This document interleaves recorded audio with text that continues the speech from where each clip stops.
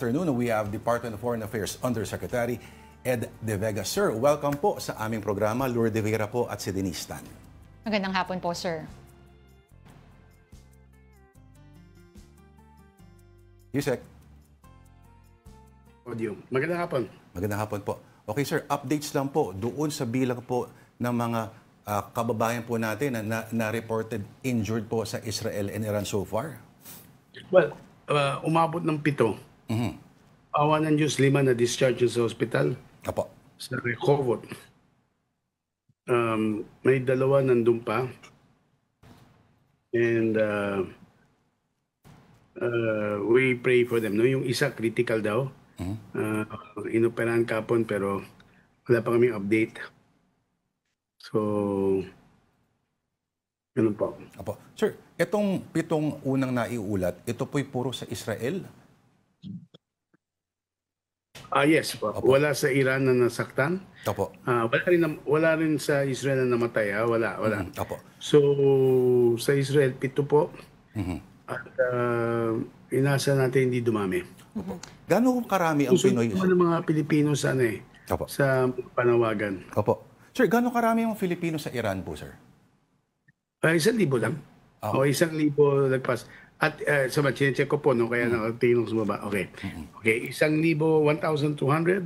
At, pero meron doon, karamihan residents, no? Mga kasal sa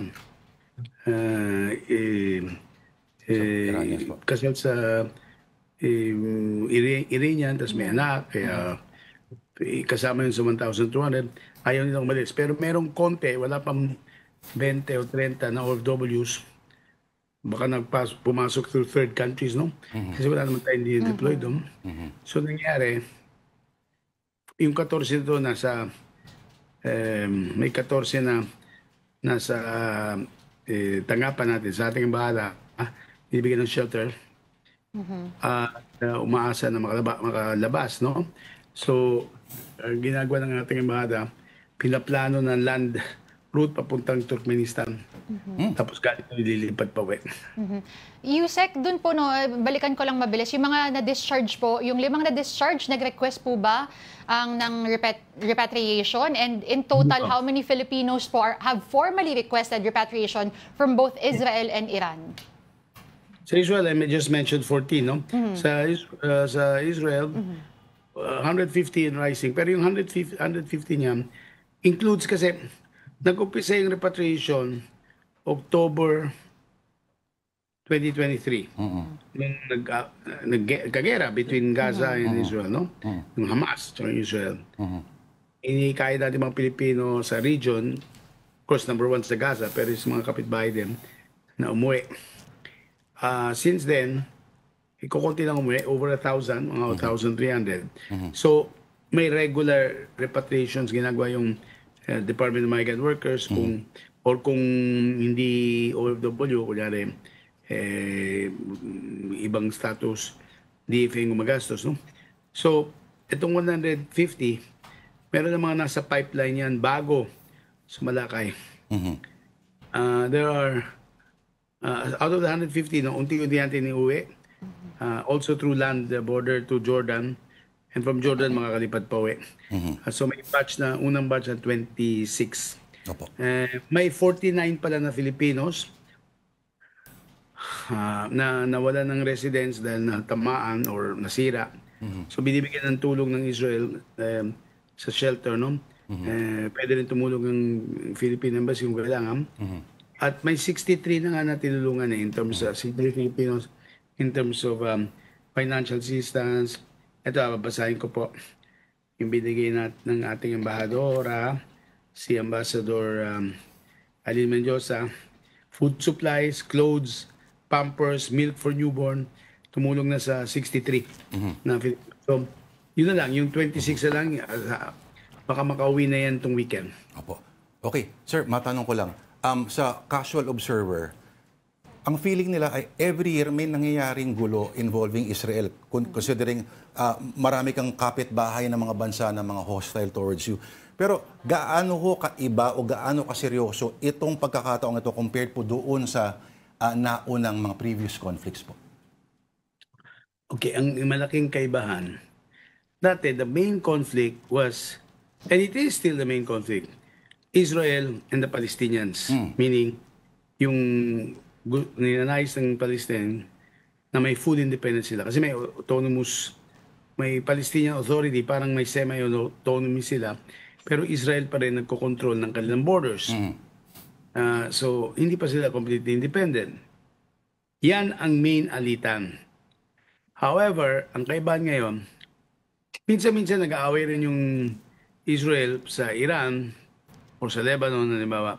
Pero ngayon, ang laking difference, talagang sinabi ng Israel, meron tayong balak, ang kanilang goal,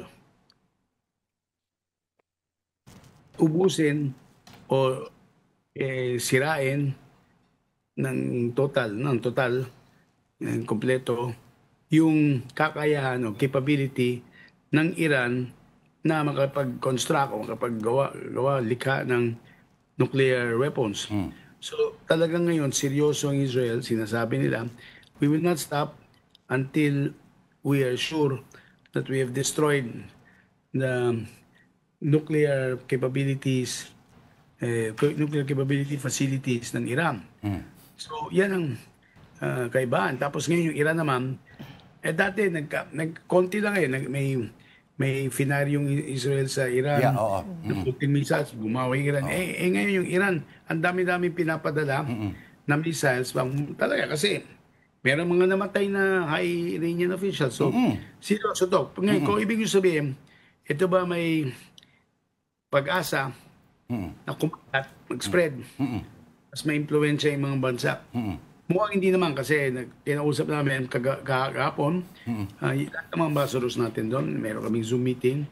Yung mga sinasabi ng Saudi, Iraq, ganyan, hindi naman abot doon. Gusto na matapos na yung gera, pati tayo. Gusto natin de-escalate tensions kasi marami tayong kababayan para sa kabutihan ng lahat ng tao doon, kasama ng mga Pilipino. Pero yung mga kapitbahay ng Israel at Iran ngayon, wala silang intent na mag-isali dito. Kaya siguro hindi naman magsispread na magka-World War III. Pero, so, yan ang isang gusto kong ipaliwanag na maraming kinakabahan kasi Yusek, si Donald Trump biglang nilayasan yung G7 summit sa Canada. Medyo ano raw yun? Dapat bang... Kung nakuha niya yung gusto niya, gumawa yung G7 summit ng statement. Okay. Nakuha niya yung gusto niya. Apo. May G7 statement na, kung basahin niyo, parang kinakampihan yung Israel. Laban sa Iran. Although yung Israel nag-upisa. So, nakuha niya yung gusto niya. Na ngayon, of course, look, if I were President Trump, I do the same because summit, hindi naman siya mahilig sa mga ganyan action man siya. So, inisip niya, naku, nagkakagulo doon, ayusin ko to. So, ayusin na yung resort sa Gaza. Ihanda na. Well, yung Gaza kasi, Joke. dapat tapos na ito hindi pa Okay, So, oo. pero again, yun ang number one content. Kaibahan, ito, mas malakas yung capability ng Iran to retaliate kaysa yung mga Palestinians. Opo. Tama ka. Bakit marami po nagtataka, Yusek, kung bakit wala pa rin itong mandatory repatriation? Alam ko may mga levels po ito, no? Pero ano... Okay. Explain ko po. Alert level 1 yung precautionary. Meaning, pinapaalala na lahat na mag-ingat, ganyan. Kasi parang may kakaroon ng... hindi pa nagkabarilan pero may tension. Number 2, restrictive phase. Yan ang Israel ngayon. Yung Iran, number 1, no? Yung restrictive phase, parang bawal tayo mag-deploy ng bagong workers. Pwede bumalik yung mga dati pang empleyado, pero yung mga bago, hindi tayong papadala. Right? Yung number 3, voluntary repatriation. Hinikayat na natin ang mga Pilipino umuwi, pero voluntary pa lang. Pero kung handang umuwi, tutulungan natin. Ang 4, yung mandatory repatriation, ibig sabihin niyan, hindi lang pinapauwi talaga, pero bawal ng Pilipino nandun. Talagang ayaw natin dahil yung sitwasyon ng bansa, ganon. Afghanistan is a good example. Parehong 3 at 4, walang totally, walang pwede magtrabaho doon. Okay. So wala pang mandatory evacuation, pero maaring kahit na temporary, and stay tuned. Depende din sa recommendation ni Ambassador Eileen Mendiola na ating sugo or embahador sa ambassador sa Tel Aviv. Maaaring i-get natin from 2 to 3, meaning voluntary repatriation. Yun din ang gusto ni Ambassador Manalo sa Iran na iakyat to alert level 3, parang palala sa mga Pilipino na pag-isipan niyo evacuation at kung gusto niyo gagawa kami ng paraan. So, asahan natin na pag ma-announce na makikinig sila. Sir, yung mga Filipino officials na stranded, wala pa rin talaga mga identification sa tungkol sa Ito lang kanila. issue no. Sinabi ko na 9 mayors yan, tiga South. Merong Nueva Ecija rin, ganyan. Pero karamihan tiga South. 4 vice mayors, 2 party list congressmen, 2 regional directors.